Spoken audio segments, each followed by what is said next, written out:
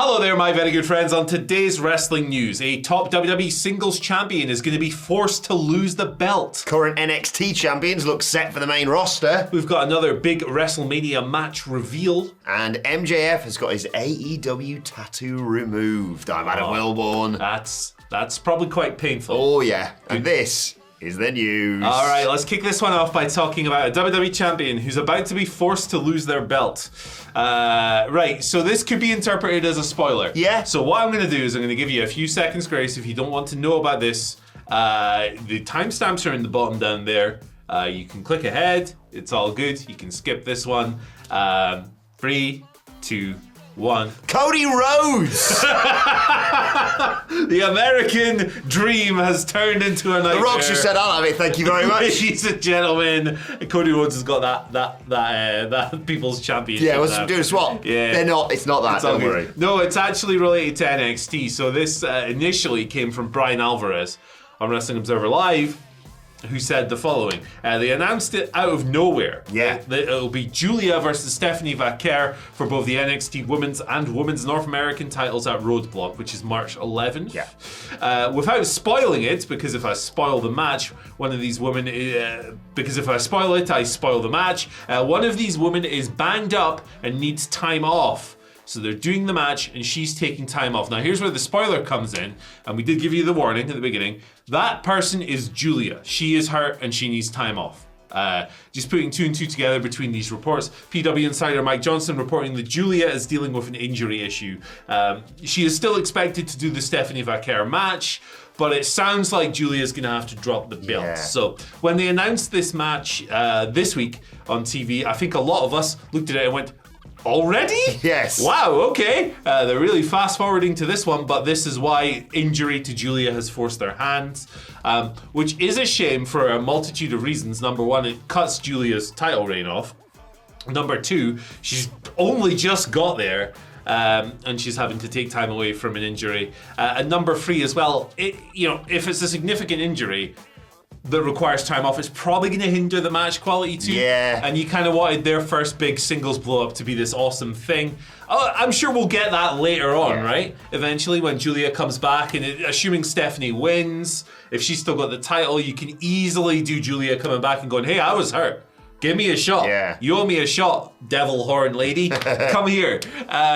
So yeah, we'll see how that goes down long term. There's no word of what is wrong with Julia, how long she's going to be out for. It's just a bit of a bummer. Yeah, just a real shame this, like you say. It makes so much more sense now, because like you said, when me and Hamlet were reviewing NXT, available as a podcast right now, and talking about this, we were like, you do know it's like Stand and Deliver in a month or so. Like, you could just save it for them, but now obviously they're trying to plow ahead with this. And, they've got huge matches planned for that show. You've got the Hardy Boys versus Fraxium. You've got Obafemi versus Moose. It's not title for title, those, but big titles on the line there. And then when they set this up, we were like, uh-oh. We know it's what sometimes happens when it's like title for title, especially when it's not a big pay-per-view. This is like a TV special, obviously, for them. And my concern was, oh God, it's going to be a big schmoz and nothing's going to happen. Yeah. But now, we look like we are going to get a definitive winner.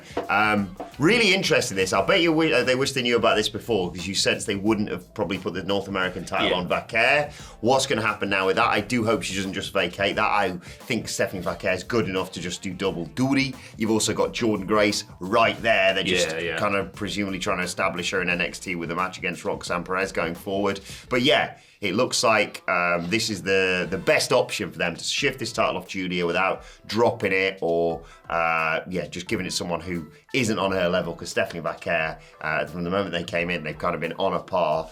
I hope, like you say, they can still put on a great match despite this injury. Yeah, me too. And people work her all of the time, obviously. Whether or not that's a good idea is certainly a debate. I think Stephanie, I'm a massive Julia fan. I love the aura, I love the presence. She's definitely had to adjust a little bit more than Stephanie. I think Stephanie's been a slightly smoother transition into WWE. Yeah, like with Julia, there's definitely been a few moments where it's like, okay, you're changing your style, you're figuring it out. Yeah. But then maybe that's why they're in NXT instead of straight to the main roster. Yeah. Well, I'm happy to admit I was wrong about that. I thought you would just shoot Julia to the main roster, but things to learn, I guess, as great as she already is. So I have no qualms about Stephanie Vaquer leading the brand. She rocks, and best wishes to Julia in her recovery. Yes, indeed. But it is all change for NXT because it looks like more people are going up to the main roster from NXT. We've already speculated a load on Roxanne Perez officially making that shift up. She's in the Elimination Chamber, but she's also putting over Jordynne Grace, it seems like, on her way out of NXT. But current champions look set to be head to the main roster. I'm talking about Nathan Fraser and Axiom, better known as Fraxium. On a Backstage Pass pod, WrestleVote said that Fraxium are main roster bound post WrestleMania, which makes sense with WWE filing to trademark their team name on Tuesday. They are one of many people in NXT right now that you could add to a list that are in NXT but don't really need to be. Yeah. I think you could obviously have a Roxanne Perez in that situation. I'd argue Jordynne Grace, from what she's done as well, doesn't need to hang around there. But I can understand that they're just like, right, well, we've got our ducks in a row in terms of WrestleMania. After that, we'll think about cherry picking some people from NXT. And I can't think of many people better than Fraxium. Look, they've beaten everybody. They were, in my opinion, even if it wasn't in the Wrestling Observer Awards, the best tag team of 2024. And they've just put on amazing performances every single time. Yeah. We've been anticipating them breaking up and just having their own singles match for ages, and now I don't really care if they do or they don't, especially if they're going to go up to the main roster as a team, because they are going to, if you've never seen them before, they are going to wow you. Yeah, definitely. I think they were the best tag team in wrestling last year.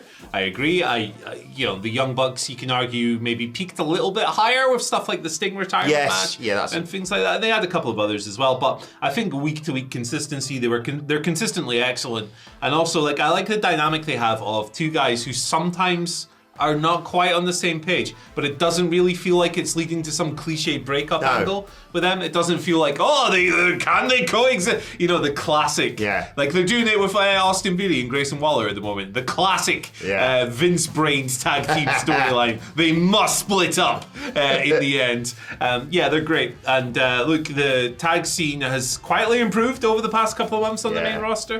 I think especially on SmackDown, you have the Machine Guns, DIY, Pretty Deadly have been getting into the mix of things. Street Profits recently. are back. Let's go. Street Profits, exactly. So especially on SmackDown. Yeah. And I'm a big War Raiders guy. I love them big beefy metal boys on Raw as well. So look, the scene's coming up quite nicely. Yeah. It wasn't a great place to be for a while there, but Fraxium will be a nice addition, and they should immediately be one of the most pushed acts. Yeah. I'd love to see a 2025 version of them versus the Creeds, for example.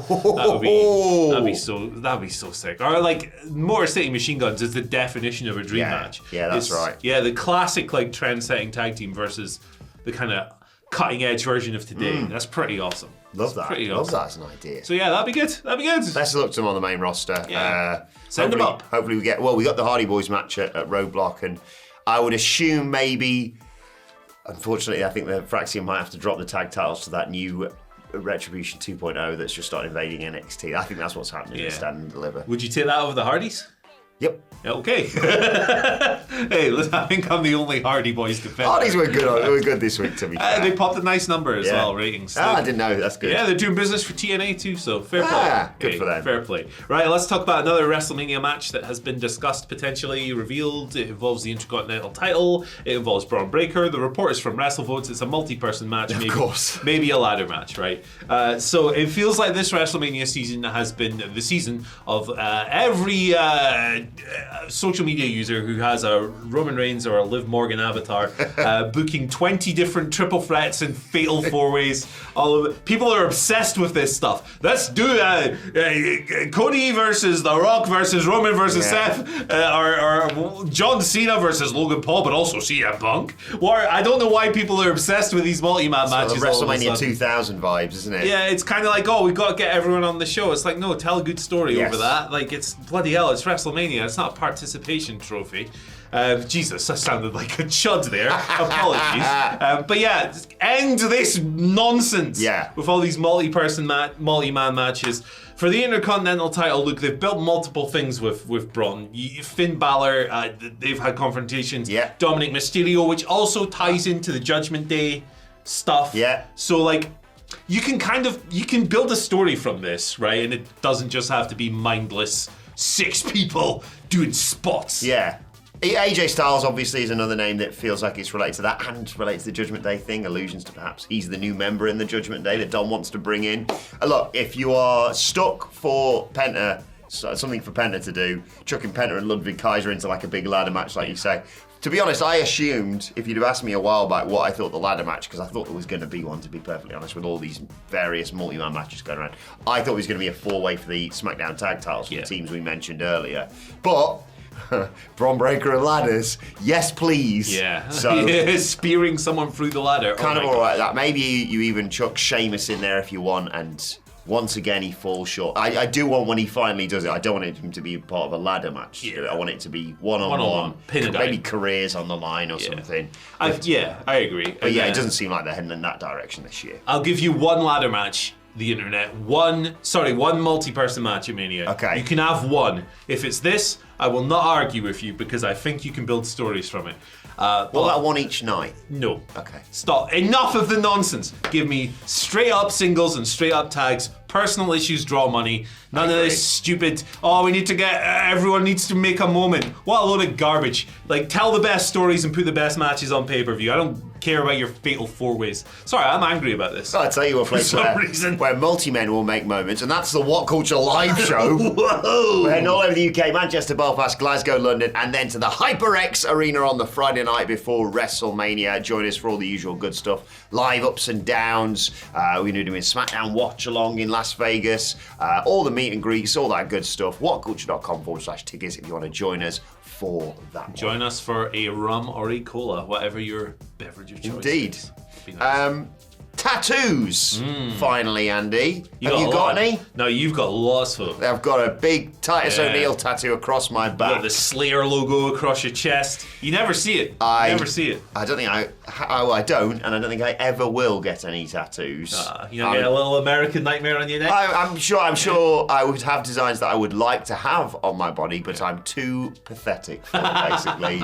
I would pass out from the pain immediately, but I used to want to get like band names and stuff and logos, but then like, what if they turn out to be like, it's risky, isn't it? Psychopaths? Real risky tying yourself to that. You imagine being a 15-year-old 20 years ago getting like a Disturbed tattoo or something.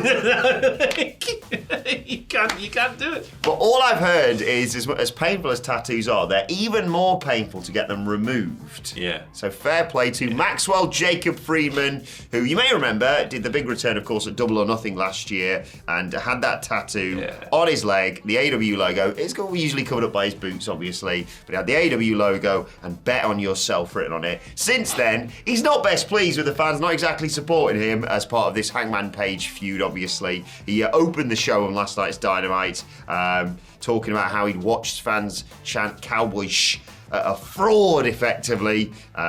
And he's here giving us an arm and a leg, and you'd rather cheer for Hangman Page. You're not grateful for being able to watch the greatest to ever do it right now. And he said, I used to believe in 3 letters, but now there's only 3 that matter to me. It's not AEW, it's not FAN, that spells fan. Yeah. It's MJF. I'm truly going to bet on myself. And he was getting the AEW tattoo removed. Obviously, he faced Hangman in Los Angeles, other one. Los Angeles and Las Vegas.